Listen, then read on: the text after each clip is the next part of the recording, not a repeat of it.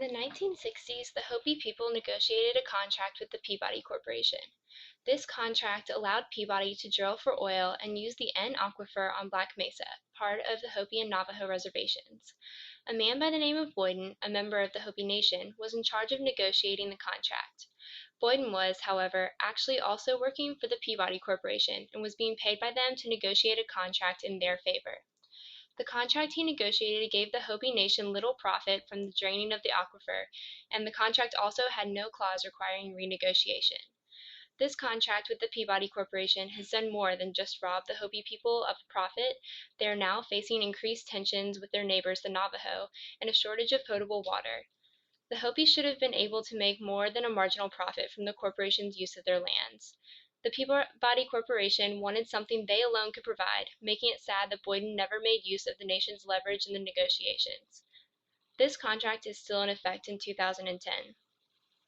The Hopi, as well as the Navajo, are trying to renegotiate the terms to further benefit themselves.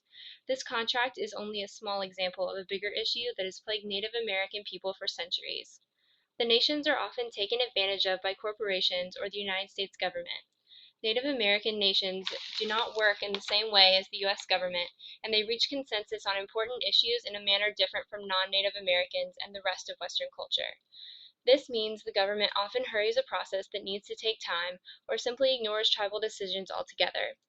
Another problem is misrepresentation of the Native peoples by Western worldview lawyers. The lawyers representing them very often may not actually understand the tribes themselves or the way they prefer to deal with the outside world. It is even worse when one of the nation's own betrays them for a profit. Boyden created innumerable problems when he betrayed his people. He not only forced the contract with the Peabody into being when the tribe did not approve it, he also made them question the loyalties of one another, intensified tensions with another native nation, and created a shortage of clean drinking water for the men, women, and children he knew so well.